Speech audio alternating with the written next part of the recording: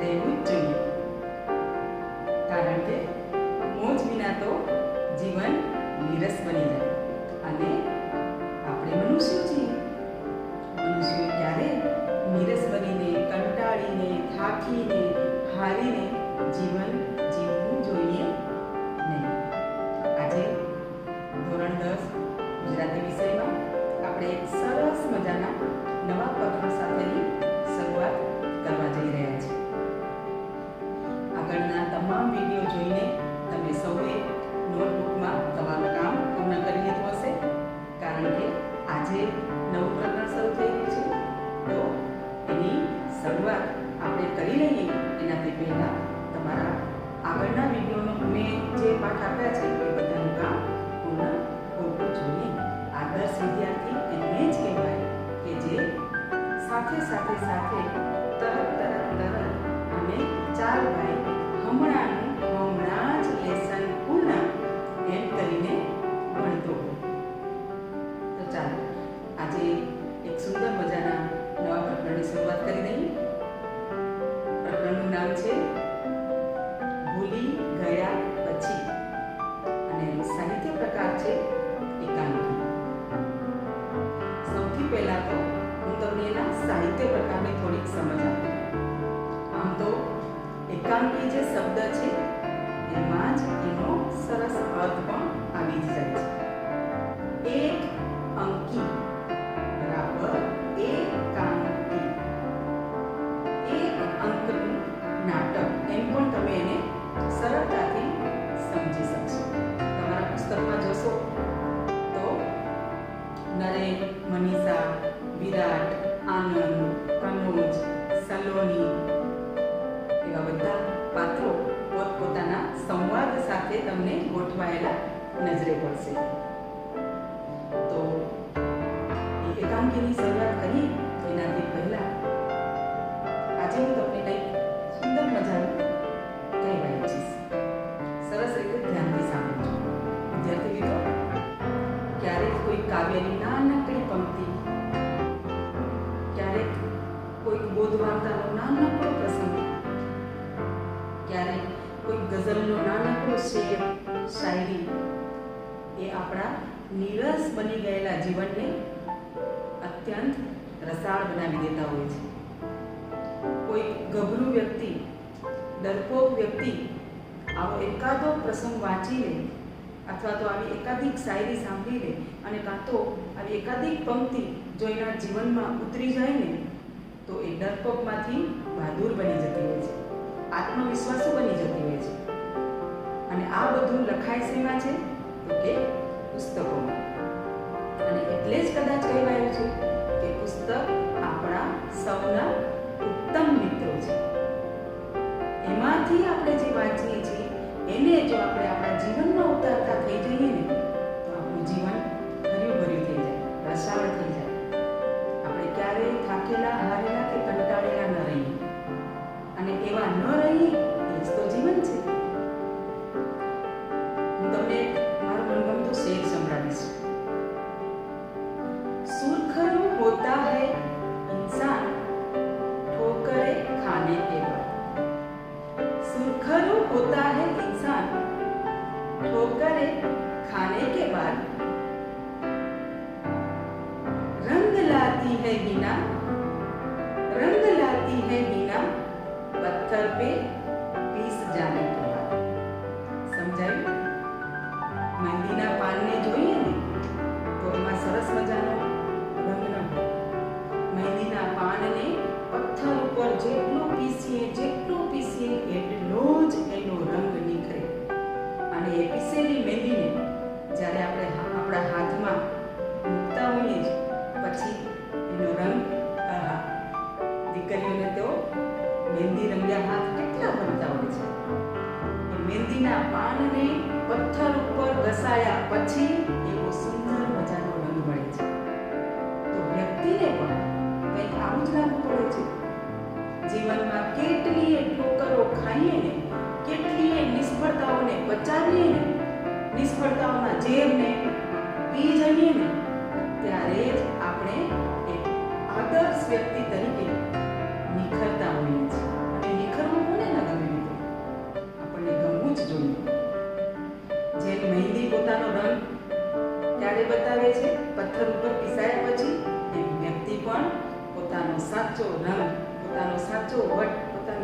સાચી મહેનત, સાચું પરિણામ, સાચી સફળતા હંમેશા મહેનત કર્યા પછી જ બતાવતું હોય છે.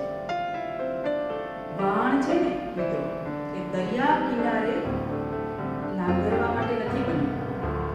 વહાણને તો દરિયાના ઉછળતા મોજાઓની વચ્ચે પસાર થવું પડે, એમાં જંપલાવવું પડે, અને તો જ એનું સાચું જીવન, તો જ એનો સાચો અર્થ. વહાણ દરિયા કિનારે ખૂબ સલામત હોય છે, પણ એ દરિયા કિનારે લાંગરવા માટે બન્યું નથી. એમ વ્યક્તિઓ, માણસો ઘરમાં ખૂબ સલામત હોય છે, પણ એ ઘરમાં બંધાઈને રહેવા માટે એનો જન્મ નથી થયો. ઘરની બહાર નીકળીને દુનિયાના ઝંઝાવતો સામે લડીને પોતાના જીવનનો સાચો અર્થ સાબિત કરે ને એ જ વ્યક્તિ સફળતા મેળવીને પોતાનું નામ રોશન કરી શકે. આવા જ કંઈક ભાવ સાથેની ભૂલી ગયા પછી એકાંકી આજે આપણે ભણવા જઈ રહ્યા છીએ. પણ એકાંકી ભણીએ એનાથી પહેલા એના લેખક શ્રી રઘુવીરભાઈ ચૌધરીનો પણ આપણે પરિચય લેવો જોઈએ. કારણ કે મેં જે અત્યારે તમને વાત કહી કે વ્યક્તિ કેટલી બધી મહેનત કર્યા પછી સફળતા મેળવતી હોય છે. રઘુવીરભાઈ ચૌધરીનું જીવન કવન પણ કંઈક આવું જ રહ્યું છે. નાનકડા ગામમાં જન્મ પછી ગામડાની નાનકડી પ્રાથમિક શાળામાં અભ્યાસ કર્યા પછી એ વ્યક્તિ કેટલી નિખરે છે, કેટલી મહેનત કરે છે, અને છે જ્ઞાનપીઠ એવોર્ડ લઈને એ જંપે છે. હું તો અહીં જંપે છે એમ પણ નહીં કહું, કારણ કે એ પછી પણ જ્ઞાનપીઠ એવોર્ડ મેળવ્યા પછી પણ એનું સાહિત્ય ક્ષેત્રે પ્રદાન તો એટલું જ ચાલુ રહ્યું છે. તો ચાલો સૌથી પહેલા આપણે રઘુવીર ચૌધરીનો પરિચય લઈ લઈએ, અને આજે પણ હું કંઈક વિશેષ રીતે તમને એનો પરિચય આપીશ. વાયરલ ઇન્ફેક્શન નિબંધમાં મેં તમને કહ્યું હતું કે લેખકનો પરિચય હું કંઈક નવી રીતથી આપીશ. આજે ભૂલી ગયા પછી એકાંકીમાં પણ એનું જીવનનો પરિચય હું કંઈક અલગ રીતે આપીશ. સરસ રીતે એને જુઓ, એના પુસ્તકોનો ખાસ પરિચય મેળવો, અને આખો પરિચય પરીક્ષા માટે પણ તમને યાદ રાખવો જરૂરી છે. પુસ્તકોના નામ, એમનો જન્મસ્થળ, એમને મળેલા એવોર્ડ આ ફરી હું એટલા માટે કહું છું કે 4 માર્ક્સના જે ચોપડા પૂછાય છે એમાં તમને કામ લાગશે. તો ચાલો સૌપ્રથમ જોઈ લઈએ રઘુવીર ચૌધરીનો પરિચય.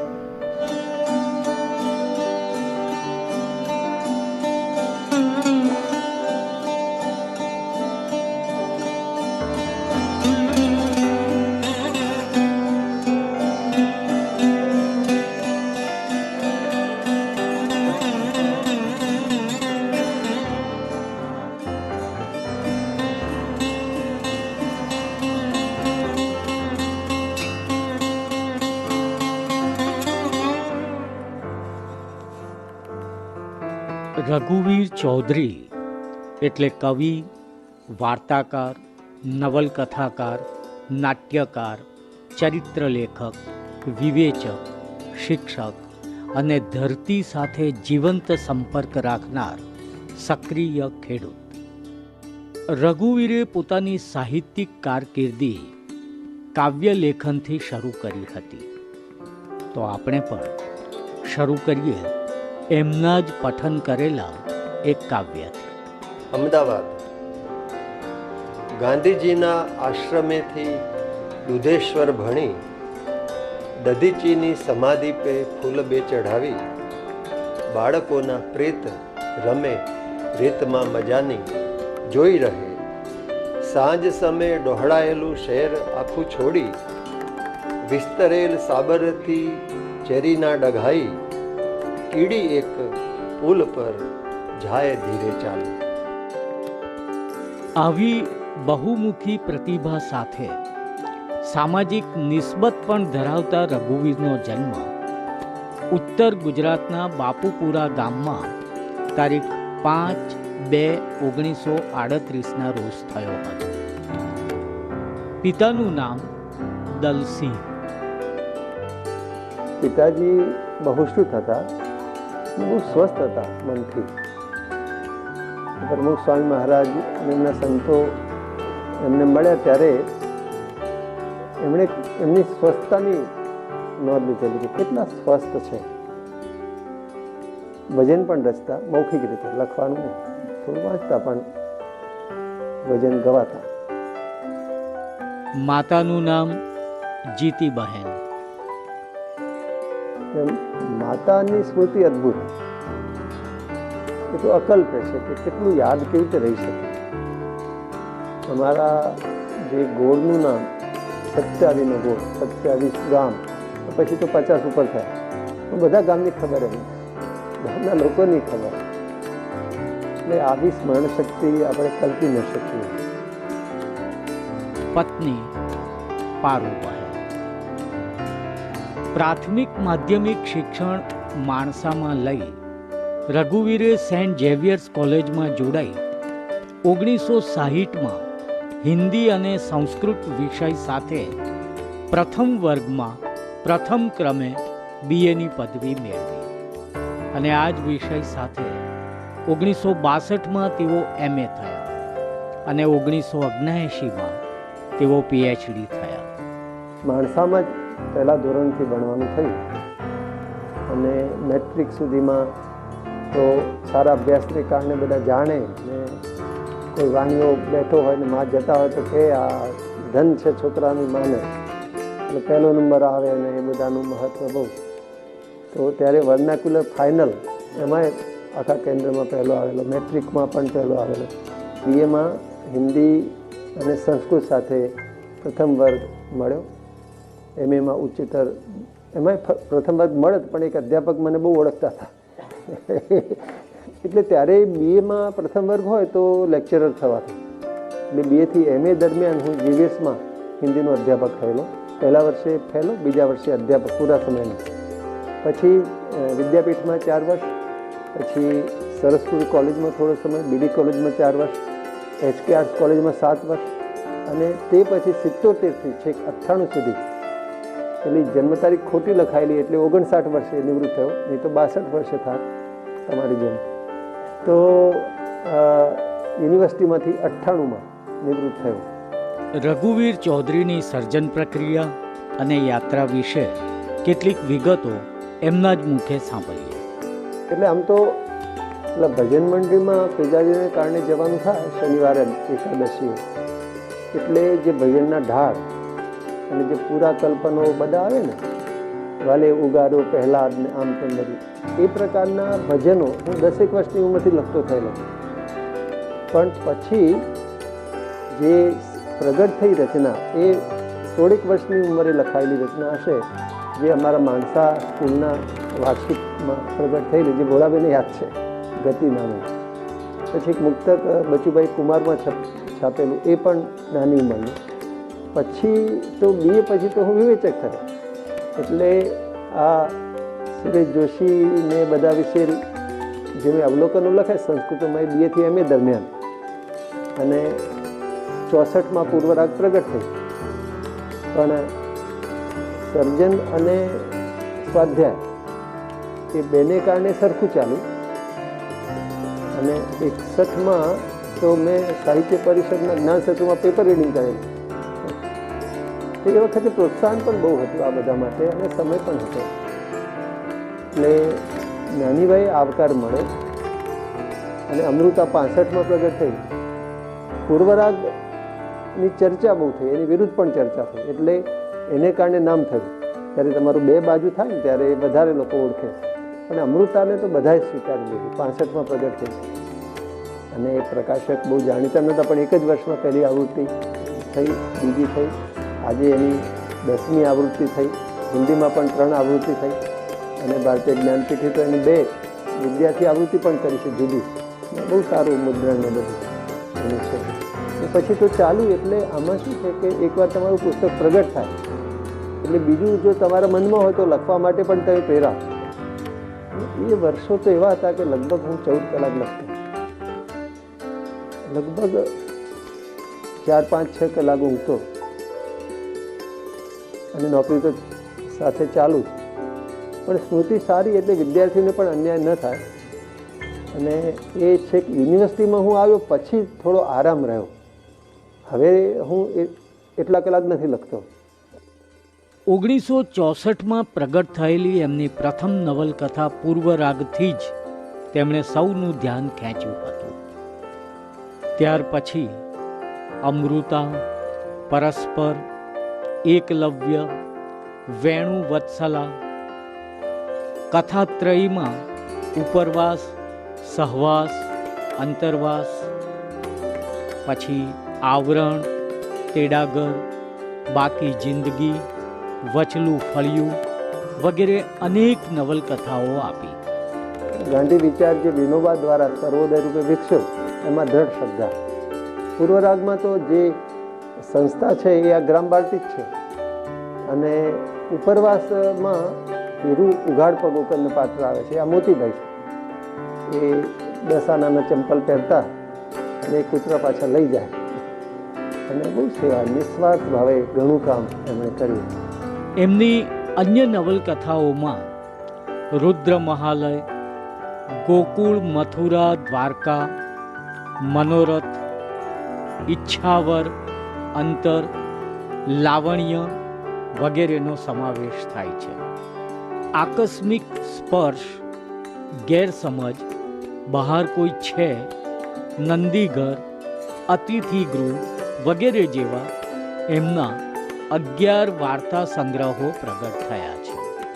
જ્યારે તમસા, વહેતા વૃક્ષ પવનમાં અને પ્રદેશ, ફૂટપાથ અને શેઢો, પાદરના પંખી એ એમના કાવ્ય સંગ્રહો છે.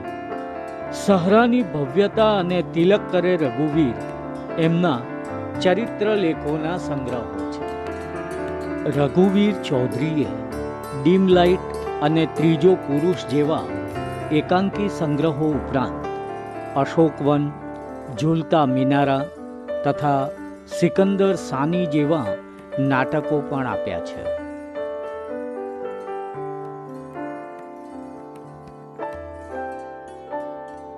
અદ્યતન કવિતા, વાર્તા વિશેષ, ગુજરાતી નવલકથા, દર્શકના દેશમાં, જયંતી દલાલ વગેરે એમના આસ્વાદમૂલક વિવેચનો છે.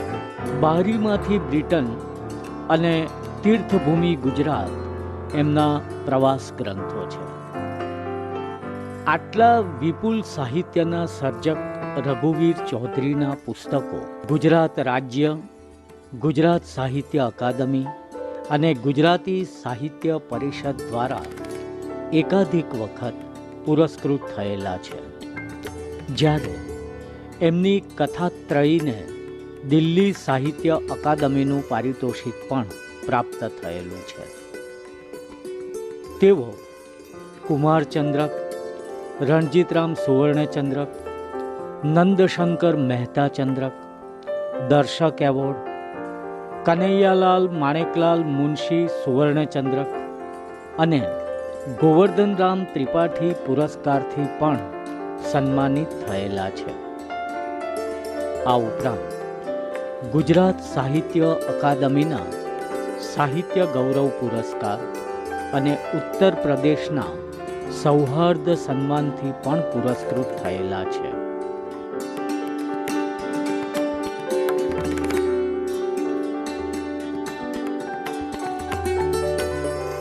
બે 2001માં ગુજરાતી સાહિત્ય પરિષદના પ્રમુખ રહી ચૂકેલા રઘુવીર ચૌધરી પરિષદના ટ્રસ્ટી ઉપરાંત દર્શક ફાઉન્ડેશનના ટ્રસ્ટી અને આદ્ય કવિ નરસિંહ મહેતા સાહિત્ય નિધિના અધ્યક્ષ તરીકે પણ સેવાઓ આપી રહ્યા છે. રઘુવીર ચૌધરીની બીજી એક મહત્વની પ્રવૃત્તિ એટલે એમણે સ્થાપેલી પ્રકાશન સંસ્થા રંગદ્વાર દ્વારા પ્રકાશનની પ્રવૃત્તિ. આજ સુધીમાં એમણે ઘણા બધા ગુજરાતી લેખકોના સેંકડો પુસ્તકોના પ્રકાશન કરેલા છે. ખેતીવાડી સાથે નાનપણથી જ સંકળાયેલા રઘુવીર આજે આ ઉંમરે પણ એક મહેનતકશ ખેડૂતની જેમ જ ખેતરે જાય છે અને સક્રિય રીતે ખેતી કાર્ય પણ કરે છે. આવા આપણી ગુજરાતી ભાષાના આ મૂર્ધન્ય સાહિત્યકાર આજે પણ સામાજિક, સાહિત્યિક અને શૈક્ષણિક કાર્યમાં એટલા જ સક્રિય રહે છે અને સતત સાહિત્ય સર્જન પણ કરે છે.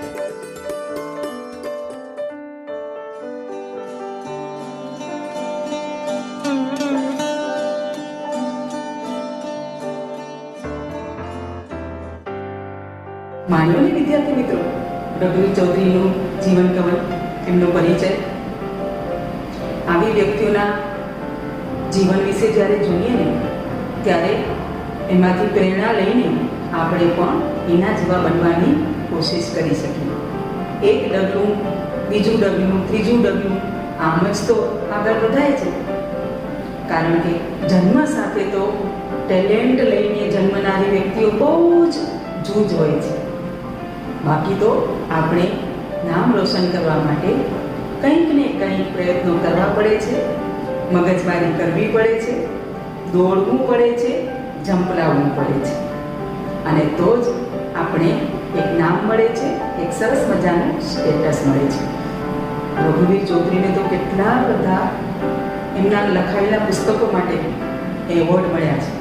સર્વોચ્ચ એવોર્ડ જે કહેવાય છે, જ્ઞાનપીઠ એવોર્ડ, એ પણ એમને તો મળેલો છે. એ મહેનત કર્યા વગર તો નહીં જ મળેલું. રાત દિવસ ઉજાગરા કરીને એક પુસ્તક લખાતું હોય છે. વિદ્યાર્થી મિત્રો, પુસ્તક લખવું એ સહેલી વાત નથી. આટલી મહેનત કરવા માટે તૈયાર રહેજો. એ શીખવા માટે જ આજે મેં તમને રઘુવીરભાઈ ચૌધરીનો પરિચય અલગ રીતે આપ્યો. આજે આપણે લેખક પરિચય સાથે અહીં જ વિરમીશું. નેક્સ્ટ વિડીયોમાં આપણે એકાંકીની શરૂઆત કરશું. પણ આજે ગૃહ કાર્ય આપી દઉં. સૌથી પહેલાં તો જો તમારા ઘરે અનુકૂળતા હોય તો આ એકાંકીને ભલે પુસ્તક લઈને વાંચીને રજૂઆત કરજો. સમજી ગયા? તમારા ભાઈ બહેનો સાથે, મમ્મી પપ્પા સાથે એક એક પાત્રની વહેંચણી કરીને એમના સંવાદોને વાંચજો. એકાંકીની મજા ઓર થઈ જશે. આવું ન કરી શકો તો તમને જાતે આખી એકાંકી વાંચી લેવાની છે. પ્રથમ વખત વાંચશો તો કદાચ ક્યાંક કોઈક વાક્યનો અર્થ, કોઈક શબ્દનો અર્થ તમને નહીં સમજાય. કાંઈ વાંધો નહીં. આપણે નેક્સ્ટ વિડીયોમાં પાઠની જ્યારે ચર્ચા લઈશું ત્યારે એની સાથે સાથે આપણે એને પણ સમજી લઈશું. અને એના જે પાત્રો છે એકાંકીના, એ ખાસ યાદ રાખી લેવાના છે.